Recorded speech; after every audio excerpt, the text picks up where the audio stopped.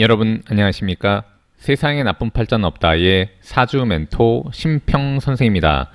오늘은 제가 2022년 올해 이민년에 양력 11월, 12월, 1월에 우리 양띠 여러분들의 운세에 대해서 간략하게 흐름만 포인트로 설명드리겠습니다. 양띠 여러분들은 그렇다고 이것을 너무 맹신하지 마시고요. 그냥 참고사항 정도로 알아두시면 좋겠습니다. 자, 그럼 이제 시작하겠습니다. 자, 우선 그 고전에는 뭐라고 나와 있냐면 이 양, 특히 이제 이걸 미라고 하는데, 이 미라는 글자에 대해서 여러분들이 좀 아셔야 되는데, 이 미라는 글자는 이제 구조가 어떻게 되어 있냐면, 우리가 자축인묘 진사 오미 할 때 오, 그다음에 미, 그다음에 이렇게 신 이렇게 됩니다. 이렇게. 그러니까 뭐냐면 이제 오하고 요 신, 즉 뭐냐면 말띠하고 원숭이띠 가운데 있는 게 요 양띠가 되는데, 요 말이라는 글자는 이게 화의 방위가 되고요. 그다음에 이제 요 신이라는 글자는 이제 금의 방위가 됩니다. 이렇게 금의 방위. 그래서 보면 이제 화는 여름이 되고 요 금은 가을이 되는데, 이 명리학의 개념에서 화와 금은 가장 이질적인 기운 중에 하나라고 표현이 되어 있습니다.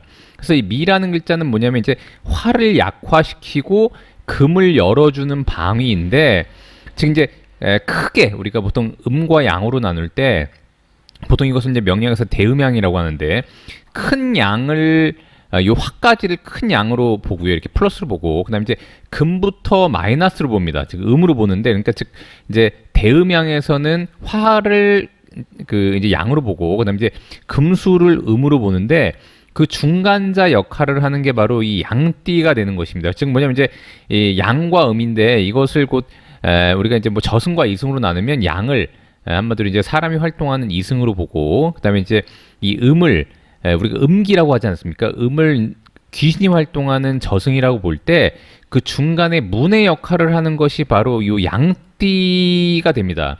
그래서 이제 저승과 이승의 중간에 있기 때문에, 그래서 요 미라는 글자를 갖고 계신 분들이 다른 분들보다는 약간 촉이 좀 좋다던가, 아니면 이제 이 철학 부분에 좀 더 능력을 발휘한다던가, 아니면 이제 다른 분들보다 좀 영감이 뛰어나다던가, 좀 그런 좀 기능이 일단 있다고 보시면 되고요.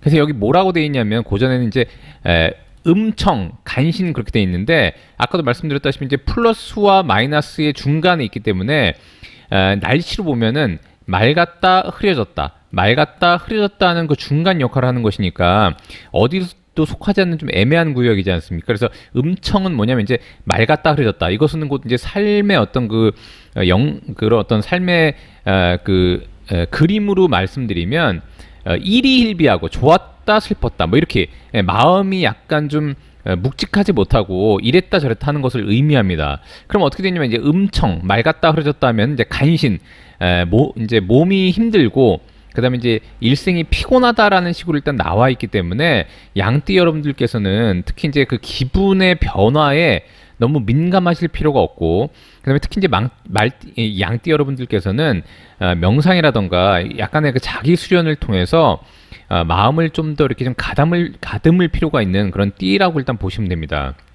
자, 그런데 이 양띠가 이렇게 호랑이 해를 보게 되면, 고전에는 뭐라고 나와 있냐면 이제 보통 우리가 이제 인미가 이렇게 귀문이라고 하는데, 귀문이라는 것은 아까 제가 말씀드린 것처럼 이제 귀신의 문과 같은 역할을 해서 이제 전에도 제가 여러 번 말씀드린 바가 있지만, 이렇게 귀문을 만나게 되면 약간 놀라운 일, 자신이 평소 하지 않았던 행동, 그 다음에 약간 어이없는 일, 이런 일들이 일단 많이 발생하게 되는데, 고전에는 이렇게 양이 호랑이를 보는 것은 좀 더 이렇게 좋게 표현을 해놨습니다. 왜냐하면 이제 이 미라는 것은 곧 역이라고 해서 우리가 보통 역마할 때 역자를 쓰게 되는데, 우리가 이제 사주팔자에서 인신사회를 역마라고 하지만 실제 지지에서 역자가 붙는 것은 바로 이 양띠가 됩니다.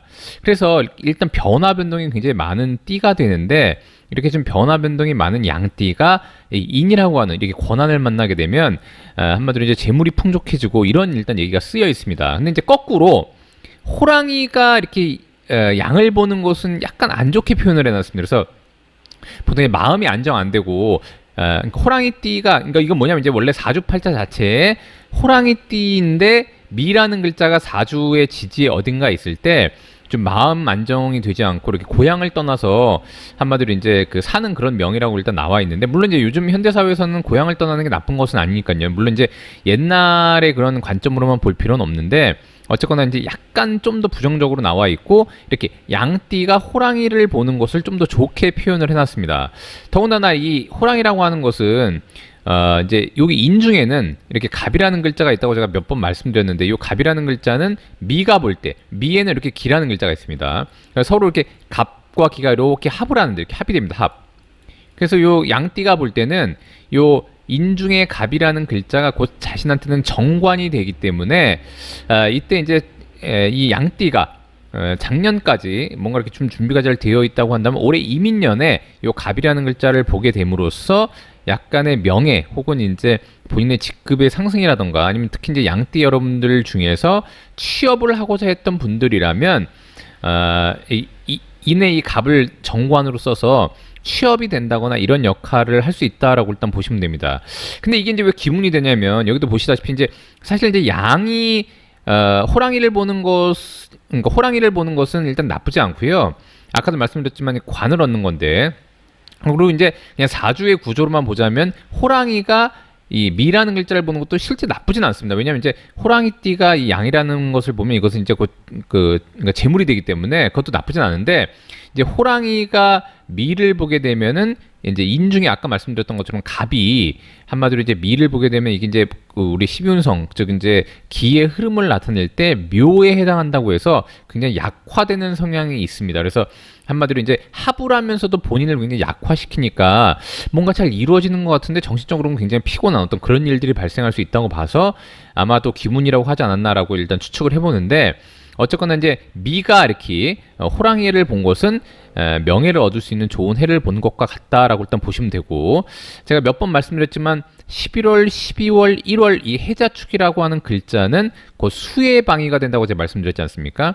근데 이제 수라는 것은 단순히 이 미가 볼 때는 곧 재물의 영역에 해당이 되는데, 제가 몇 번 말씀드렸지만 우선은 이 수의 방위는 2022년 이민년 소속이기 때문에 이렇게 되는 것이죠. 그래서 일단 이것은 뭐냐면 이제 수생목, 그 다음에 이제 목극토 이렇게 하게 되는 것인데, 다행히도 미중의 기토와 인중의 간목이 아까 제가 서로 합을 한다고 해서 본인의 관으로 잘 가지고 올 수가 있게 되는 것입니다. 그래서 좀 뭐 이런 것은 이제 재생관이라고 하는데, 양띠 여러분들께서 무조건 양띠가 다 똑같은 것은 아니고, 그리고 이제 사실 이제 이 양띠의 이 사주팔자의 어딘가에 뭐 묘라는 글자가 있다거나, 아니면 이제 또 신이라는 글자가 있다거나, 이렇게 또 축이라는 글자가 있으면 약간 또 얘가 또 달라지게 됩니다. 그래서 사주팔자의 구조에 따라서 양상이 많이 달라지게 되는데, 지금은 이제 그냥 띠하고 연만 보는 것이니까 그냥 참고 정도만 하시면 되고, 지금 뭐냐면 이제 이 흐름 자체가 인이라는 글자가 양띠가 볼 때는 즉 관에 해당하고 본인의 어떤 명예나 직급을 얻을 수 있고 취업을 할 수 있고, 특히 이제 이게 여자라면, 양띠가 여자라면 이제 남자도 얻을 수 있는 그런 운이 되는데, 이것을 좀 더 강화시키는 월이 바로 이 11월, 12월, 1월이라고 일단 보시면 됩니다. 더군다나 이렇게 해라는 글자는 미가 볼 때는 곧 지살에 해당되고, 여기도 보시면 인과 해가 이렇게 합도하고 그다음에 해와 미도 이렇게 합도하지 않습니까? 그래서 11월이라고 하는 이 월은 자신의 관과도 합이 되면서 자신과도 합이 되기 때문에 뭔가 이렇게 스무스하게 좀 풀리는 그런 기질이 있다고 일단 보시면 됩니다. 근데 12월 같은 경우에는 같은 이제 자월이기도 하지만 이렇게 자미가 이렇게 원진이 되고, 다행인 것은 뭐냐면 얘가 일단 이걸 생해주기 때문에 좀 더 이 인이라는 글자가 보호 역할을 하지만, 어쨌거나 12월이 이렇게 원진이라고 하는 기운이 1년에 한 번씩은 돌아오기 때문에, 특히 양띠 여러분들께서는 요때 주변에 계신 분들과 뭔가 이렇게 일을 진행할 때는 좀 더 원활하게 협의하는 것이 일단 필요하다고 일단 보시면 됩니다.